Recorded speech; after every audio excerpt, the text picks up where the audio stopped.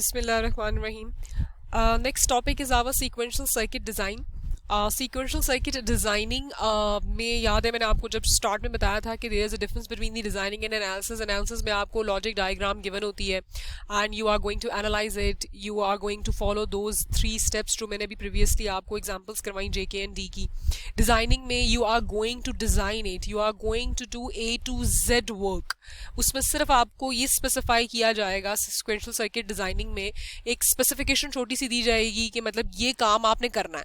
अब उसके लिए क्या इनपुट्स होंगी, क्या आउटपुट्स होंगी, क्या स्टेट डायग्राम होगी, क्या स्टेट टेबल होगा, लॉजिक डायग्राम कैसे बनेगी वो सिक्वेंशियल सर्किट की, वो सब कुछ A to Z designing is on you कि आपने वो करना है. अच्छा, सबसे पहले आपको गिवन क्या होगा सिक्वेंशियल सर्किट डिजाइनिंग में, गिवन प्रॉब्लम जो है उसकी सिर्फ स्पेसिफिकेशन गिवन होगी कि मतलब आपको स्पेसिफिकली बता दिया जाएगा कि अच्छा आपने ये काम करना है, ठीक है, जिसकी एक नॉर्मल एग्जांपल है सीक्वेंस रिकग्नाइजर और इसको सीक्वेंस डिटेक्टर भी कहते हैं. Recogniser and detector means this कि you are going to detect कि ये गिवन सीक्वेंस अगर अकर हो रहा है देन दिस इज यस, हाँ अकर हो गया, अगर नहीं हो रहा तो वो नहीं हुआ, ठीक हो गया. Sequence recognizer, sequence is something, sequence of bits की बात हो रही है क्यों, क्योंकि हम डिजिटल की इलेक्ट्रॉनिक्स की बात करते हैं तो यहाँ डिजिट्स की बात होती है. Sequence of what, sequence of bits are going to be recognised. ये एक एग्जांपल है. Draw logic diagram, designing problem मैंने ब्रैकेट में लिख दिया है ताकि आपको पता लगे कि A to Z work is on you. आपने इनपुट डिफाइन करनी है, आउटपुट डिफाइन करनी है, state table, state diagram, input output equations and ultimately वो जो पूरी लॉजिक डायग्राम थी कॉम्बिनेशनल प्लस सीक्वेंशियल सर्किट्स मतलब फ्लिप फ्लॉप के ब्लॉक्स तक की डायग्राम तक आप खुद बनाएंगे ये करते हुए गिवन स्पेसिफिकेशन से कि अच्छा ये क्वेश्चन हमें गिवन है तो अब ये कैसे डिजाइन होगा. This is what a designing problem is. Sequence recognizer is the normal example जो हम डिजाइनिंग में समझते हैं एंड सीक्वेंस रिकग्नाइजर भी इसको कहते हैं, सीक्वेंस डिटेक्टर भी कहते हैं. इसकी एक छोटी, it's a sequential circuit that looks for a special bit pattern in the input bit stream. एक इनपुट बिट स्ट्रीम है, ये देखिएगा, x is known as the input over here and z is the output और ये sequence रिकग्नाइजर लगा हुआ है. इसमें इस बॉक्स के थ्रू आपको एक जनरल अंडरस्टैंडिंग डेवलप हो सकते हैं कि x is the input, x में ये इनपुट बिट स्ट्रीम आ रही है, इसको इनपुट बिट स्ट्रीम कहते हैं. देखिए बिट्स का स्ट्रीम, इतनी ज्यादा बिट्स आती जा रही है, ये इसके इनपुट में आ रही है. Sequence recognizer will going to be analyse और गोइंग टू बी रिकग्नाइज कि अच्छा आपको क्वेश्चन में सपोज मैंने बोल दिया आपने देखना है जी 101, ये 3 बिट्स आपने देखनी है, इस सब बिट्स में आपने वो 3 बिट्स देखनी है 101. या सपोज मैं आपको दे देती हूँ आपने देखना है जी 1101 बिट. ये कॉम्बिनेशन, ये sequence you are going to recognise कि ये पूरी बिट स्ट्रीम में 1101 कहाँ अकर हो रहा है, ठीक हो गया. अगर वो अक्कर हो जाएगा तो ये Z1 आउटपुट दे देगा, अगर वो अक्कर नहीं होगा तो Z0 आउटपुट दे देगा. अच्छा, अब X की ये इनपुट बिट स्ट्रीम है, ठीक है, bit stream, and what we are going to recognize, this circuit will going to recognize or detect the sequence जो कि मैंने आपको supposition दी कि you are going to suppose कि अच्छा ये sequence आपने recognize करना है. आपको specification question की given है detect this sequence 1101. We will start from here 1101, ठीक है, मोस्ट सिग्निफिकेंट बिट से हमेशा स्टार्टिंग करते हैं. तो अब वो क्या कहता है जी इनपुट बिट स्ट्रीम आ रही है and we are going to analyse के जी हमारे पास के बिट पैटर्न कहाँ बनता है. हम यहाँ से स्ट्रीम आती जा रही है, हमें ये पैटर्न नहीं मिल रहा, ये आखिरी 4 बिट्स में ऑब्जर्व कीजिएगा, हमें ये पैटर्न मिल गया है 1101. Specific pattern is recognised over here. The moment ये पैटर्न हमें पूरा मिल जाएगा, जरूरी नहीं है कि ये हमें एक ही गो में मिले, अभी हम देखेंगे स्टेट डायग्राम बनाते हुए कि ये जरूरी है एक ही गो में मिले या डिफरेंट वे में भी मिल सकता है. सारी डिटेल हम देखते हैं, अभी सिर्फ हम अंडरस्टैंडिंग डेवलप कर रहे हैं कि सीक्वेंस रिकग्नाइजर करता क्या है. तो ये पूरी बिट स्ट्रीम में उसने रिकग्नाइज कर लिया जी मेरे पास बिट 1101 ये वाला सीक्वेंस आ गया है, तो ये Z आउटपुट 1 दे देगा. इनपुट X क्या होती है, इनपुट X में 1 बिट कमिंग एवरी 1 साइकिल. एक ये इतनी बड़ी स्ट्रीम है, ये समंदर है बिट्स का जो आता चला जाता है लेकिन बारी बारी आता है. एक बिट आती है एक साइकिल पे, मतलब पहले एक बिट आती है, फिर दूसरी आएगी, फिर तीसरी आएगी, फिर चौथी आएगी, 5वीं 6वीं सो ऑन चलती चली जाती है. एंड आउटपुट Z क्या करता है, आउटपुट Z मैंने आपको बताया अगर तो desired pattern completely find out हो जाता है, कंप्लीटली मतलब ये चारों बिट्स पैटर्न की डिटेक्ट हो गई चारों की चारों, तो Z will give the output equal to 1। Otherwise अगर डिटेक्ट नहीं हुई चारों बिट या उनमें से कोई भी एक बिट भी पेंडिंग रहती है, मतलब 110 रिसीव हो चुका है और आखिरी 1 भी पेंडिंग है, अभी रिसीव नहीं हुआ, तब भी ये z 0 आउटपुट ही देगा। It will give z is equal to 1 output when the complete desired pattern is found. ये बात याद रखने वाली है। अच्छा, the steps for the designing sequential circuits are this. इसी एग्जांपल से हम अपनी सपोजिशन स्टार्ट करते हैं कि the given question is you are going to detect this sequence 1101, या आपने सीक्वेंस डिटेक्ट करना है। These are the 5 steps, major steps which we have to follow. Step number 1 is we have to draw the state diagram first. ठीक हो गया। Then we will make with the help of the state diagram, हमें पता है हम state table बना सकते हैं। अगर हम state table से state diagram बना सकते हैं तो हम vice versa भी कर सकते हैं। ये भी हमने previous examples में किया analysis करते हुए। हमने state table से state diagram बनाई थी, तो अगर हम स्टेट डायग्राम बना लें तो हम स्टेट टेबल बना सकते हैं। Yes, we can do that. Then step number 3, flip flop की इनपुट इक्वेशन। स्टेप नंबर 4 पे उसी लॉजिक डायग्राम की output equations. And then step number 5 पे अल्टीमेटली वो पूरी logic diagram with the combinational circuits, जितनी भी लॉजिक गेट्स लगने हैं, कौन से फ्लिप फ्लॉप्स लगने हैं, वो सब कुछ होगा। ठीक है। अच्छा, अब हमारे पास, अच्छा डिजाइनिंग में अब फ्लिप फ्लॉप कौन सा यूज करेंगे, ये भी आपके माइंड में बात क्लिक होगी। अगर तो आपको क्वेश्चन में कोई स्पेसिफिकेशन नहीं गिवन है कि you are suppose to use this type of flip flop, मतलब जे के यूज करना है या डी यूज करना है, देन यू आर फ्री। आप जोन सा मर्जी फ्लिप फ्लॉप आपको इजी लगता है वो फ्लिप फ्लॉप आप डिजाइनिंग में चूज कर सकते हैं इस लॉजिक डायग्राम को बनाते हुए। We will start with the D flip flop. Is कि हमें कोई क्वेश्चन में स्पेसिफिकेशन भी नहीं गिवन है, तो I will start solving this example using a D flip flop. D flip flop से मैं हमेशा इसलिए एग्जांपल स्टार्ट करती हूँ क्योंकि D is the simplest one. D समझ आ जाता है, उसके बाद जे के भी हम एग्जाम्पल पे आ जाएंगे। ठीक हो गया। Step number 1 is your state diagram. You are going to define the states and the transitions. सबसे पहले ये है कि आपको 4 बिट मिल रही हैं, ये सीक्वेंस आपने डिटेक्ट करना है। 1 2 3 4 बिट्स हैं। We have 4 bits in the given sequence.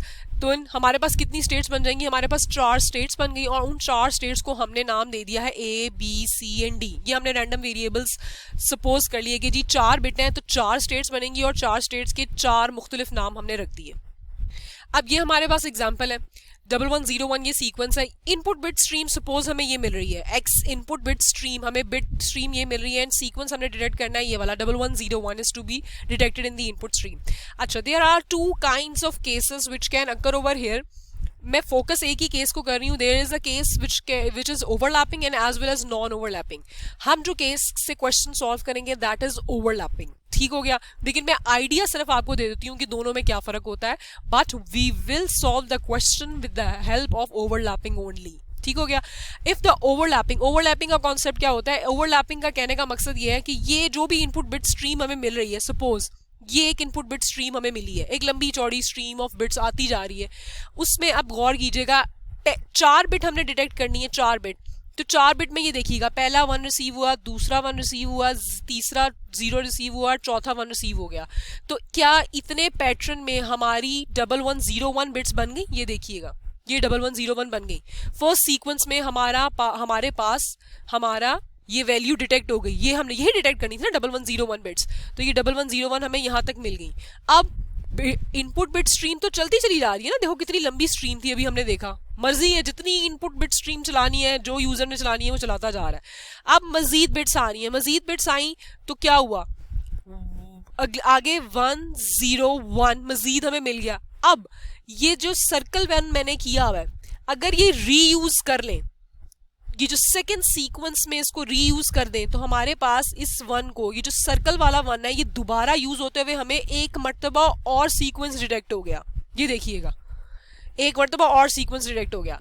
पहले में ये इनपुट बिट स्ट्रीम आई तो ये मिल गया, उसी बिट स्ट्रीम में मजीद बिट्स आई, लेकिन सिर्फ 3 बिट्स मजीद आई, और हमारा वो सीक्वेंस बाय यूटिलाइजिंग दिस ये circled 1 again, by utilising it again, हमारी 3 मजीद बिट्स यूज हुई, तो हमारा ये 1101 का सीक्वेंस अगेन बन गया। हुआ क्या, फर्स्ट सीक्वेंस की लास्ट बिट हमने रीयूज करवा ली, सेकंड जो 4 बिट का सीक्वेंस मिला उसमें हमने ये मिला के इसको रीयूज कर लिया। तो this is known as your overlapping. This is what your overlapping is. Overlapping की डेफिनेशन, उसका सिनोनिम भी आप अंडरस्टैंड कर सकते हैं। Overlapping means you can overlap that thing, you can reuse that thing. ऐसा केस आपकी नॉन ओवरलैपिंग में नहीं हो सकता। ठीक हो गया। नॉन ओवरलैपिंग में ये केस नहीं हो सकता. Means the last bit of the first sequence can be the first bit of the second sequence in your overlapping. आप पिछली सीक्वेंस में 4 बिट रिसीव जो हो चुकी हुई है उसकी आखिरी बिट को दूसरे सीक्वेंस के साथ मिला के 4 पूरा कर सकते हैं, और अगर वो डिटेक्ट हो जाए सीक्वेंस अगेन तो वी विल से कि हमारे पास अगेन सीक्वेंस आ गया. अच्छा, एक मरतबा इसको इस तरह भी अंडरस्टैंडिंग ले लेते हैं. ओवरलैपिंग, अच्छा इनपुट x है, आउटपुट z है. अभी हमने ब्लॉक डायग्राम में देखा कि इनपुट बिट स्ट्रीम आ रही होती है और z आउटपुट 1 देती है. कब देती है 1? जब पूरी ये सीक्वेंस जो हमने डिटेक्ट करना है वो पूरा का पूरा मिल जाए, ओनली देन. ओवरलैपिंग के केस में अंडरस्टैंडिंग आप इस तरीके से मैं आपको समझा देती हूँ. What we have this input bit stream. सबसे पहले हमारे पास जनाब बिट्स आना शुरू हुई हैं. सबसे पहले हमारे पास आया 1, ठीक हो गया. तो आउटपुट हमारे पास क्या रही? अभी सिर्फ पहली बिट रिसीव हुई है जो कि हमारी इस बिट से मैच करती है 1 के साथ, बेशक मैच करती है, लेकिन ये बिट इनपुट बिट रिसीव हो गई है, ये बिल्कुल सही बिट है, हमने इसे रख लिया अपने पास, लेकिन आउटपुट हमारे पास अभी भी इस पॉइंट पे 0 है. उसकी वजह 0 मैंने आपको बताया, z can not be equal to 1 until the complete sequence. ये चारों बिट्स रिसीव नहीं हो जाती तब तक z 1 नहीं हो सकता. ठीक हो गया. नॉन ओवरलैपिंग में क्या होगा? एक 1 आया, ये बिट आ गई, चलो जी ये मैच कर गई हमारी फर्स्ट बिट के साथ, ठीक हो गया. अगली बिट आई, अगेन 1 हो गया, ये भी मैच कर गई, लकीली ये भी मैच कर गई. अभी भी z 0 है, क्यों? अभी भी हमारा पूरी चारों बिट हमें रिसीव नहीं हुई है. तीसरी bit of the input bit stream receive हुई 0 है, वो भी मैच कर गई है. अभी भी आपका z देखिएगा, ये देखिएगा 0 है, क्यों? क्योंकि अभी भी चौथी बिट हमारी पेंडिंग है. अब ये चौथा 1 रिसीव हो गया, ये एरोहेड देखिएगा, अब आपके पास z 1 हो गया, ठीक हो गया. z 1 हो गया. अब बिट स्ट्रीम चलती चली जा रही है. अब ये z इधर 1 शो ये करता है कि हमें एक मर्तबा में एक सीक्वेंस मिल चुका है. ये देखिए 1101 ये मिल चुका है हमें, ये 1 ये शो कर रहा है. ये नॉन ओवरलैपिंग का केस है. अब नॉन ओवरलैपिंग में देखिएगा हमें दोबारा ये देखिएगा, अगर अगली एक बिट मिली 1, ठीक है, अगली बिट मिली 0, फिर अगली बिट मिली 1. अब ये गौर कीजिएगा, इन 3 बिट्स के साथ अगर मैं ये 1 दोबारा कंबाइन कर दूं तो मुझे अपना सीक्वेंस मिल सकता था, ठीक है, मिल सकता था. लेकिन चूंकि ये नॉन ओवरलैपिंग का केस है, और मैंने अभी आपको बताया नॉन ओवरलैपिंग में we can not reuse the last bit of the previous sequence, we can not use it. तो इसका मतलब है हमारे पास इनपुट बिट स्ट्रीम की जो ये 1 आ रहा है, ये पहला ही कहलाएगा, ठीक है. हम इस 1 को इस स्ट्रीम के साथ कंबाइन नहीं कर सकते. अगली इनपुट बिट स्ट्रीम रिसीव हुई 1, ये मैच कर गया इस बिट के साथ, 1 हो गया. अगली बिट रिसीव हो गई, ये 1 है, पहली बिट रिसीव हुई है, अभी कंप्लीट सीक्वेंस चारों की चारों बिट रिसीव नहीं हुई है, तो z अभी भी 0 है. ये देखिएगा z अभी भी 0 है. अगली इनपुट बिट स्ट्रीम 0 है, हमारी बिट क्या है? सेकंड बिट 1 है. गलत हो गया या जो मर्जी हुआ, z हमारा अभी भी 0 है. क्यों? उसने ये शो किया जी बिट स्ट्रीम नहीं मिली. बिट स्ट्रीम कंप्लीटली जब तक नहीं मिलती तब तक z 1 नहीं हो सकता, अदरवाइज हर कंडीशन में z 0 रहेगा. रॉन्ग इनपुट बिट आने पे भी जो इसके साथ मैच नहीं करती, जिस तरह ये देखिए यहाँ 0 रिसीव हुई है सेकंड बिट, और यहाँ हमारे पास सेकंड बिट 1 है जो कि मैच नहीं करती, तब भी हमारा z 0 है. एंड अगर पहली बिट से मैच कर गई है लेकिन कंप्लीट सीक्वेंस नहीं मिला, तब भी हमारा z 0 ही रहेगा. ठीक हो गया. इसी तरीके से हम चलते गए, ये देखिएगा अगली बिट, अब तीसरी बिट 1 हुई, ये 1 हुई, अब ये मैच करती है हमारी सेकंड बिट के साथ, यस ये मैच करती है. अगली बिट क्या है? फिर से 1 हुई, ये 1 मैच करती है अगली बिट के साथ, जी ये इसके साथ मैच करती है. अगली बिट 0 रिसीव हुई, ये भी मैच करती है, 1 रिसीव हुई, ये मैच करती है. अब ये देखिएगा इधर जाके ओवरलैपिंग में z इज इक्वल टू 1, क्यों? क्योंकि हमें पूरे चारों बिट्स मिल गई हैं. ये आपका नॉन ओवरलैपिंग का केस है, ठीक है. जिस केस को हमने फोकस रखना है दैट इज ओवरलैपिंग का केस. इधर अब आपको पता लगेगा कि overlapping case is also the optimised one and is better as compared to non overlapping. Non overlapping case जो हमने फोकस करना है वो क्या कहता है? ये इनपुट बिट सीक्वेंस वही सेम आ रहा है. अब वही रूल है, z तब तक 1 नहीं हो सकता जब तक हमें चारों की चारों जो सीक्वेंस हमने डिटेक्ट करना है वो रिसीव ना हो जाए. पहली x1 है बिट, ठीक है, हमारे सीक्वेंस से मैच कर गई, लेकिन z अभी भी 0 है, वजह पूरी बिट्स चारों की चारों रिसीव नहीं हुई है. अगली बिट 1 मैच कर गई, अगली बिट 0 मैच कर गई, अगली बिट 1 चौथी बिट मैच हो गई, 4 1 रिसीव हो गए. जैसे ही चौथा 1 रिसीव हुआ, ये देखिएगा z आउटपुट इक्वल टू 1 हो गई. यही बात थी, z output can not be 1 until for all the bits of sequence to be detected are receive, 1101 receive हो गया, 1101 रिसीव हो गया। अगली, अब ये जो मैंने सर्कल वाला 1 किया हुआ है, we can reuse it.